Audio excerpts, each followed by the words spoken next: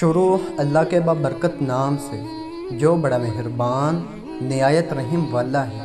ایک doctor James انسانی جسم کے ڈی این اے پر 1968 میں ایک لیبارٹری میں کام کر رہا تھا۔ وہ ایک کرسچن تھا۔ اس کی بیوی سیاہ فام تھی اور ان کے 3 بچے تھے۔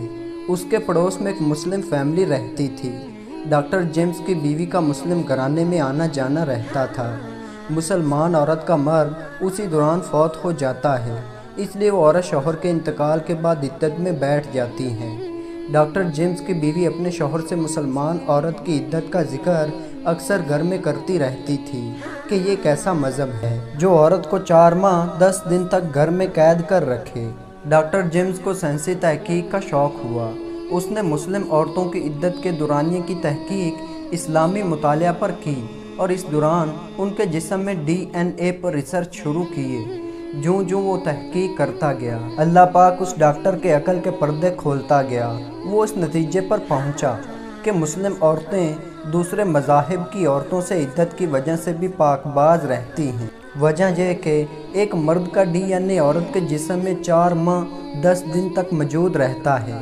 جب عورت کا شوہر فوت ہو جائے یا عورت کو طلاق ہو جائے تو اسلام نے عورت پر 4 ماہ 10 دن عدت اس لیے لازمی قرار دیا ہے تاکہ جب بیوہ یا متعلقہ عورت دوسری شادی کرے تو اس کے جسم میں پہلے شوہر کے ڈی این اے کا وجود باقی نہ رہے۔ جو متعلقہ یا بیوہ عورت 4 ماہ 10 دن کی عدت کے اندر دوسرے مرد سے شادی کر لیتی ہے وہ پاک باز نہیں ہوتی، کیونکہ اس کے جسم میں پہلے شوہر کا ڈی این اے موجود ہوتا ہے جو کوئی عدت کے اندر شادی کرنے والی متعلقہ یا بیوہ عورت کے دوسرے شوہر سے پیدا ہونے والی اولاد میں ٹرانسفر ہو جاتا ہے، جس کی اسلام میں انتہائی ممانعت بیان کی گئی ہے۔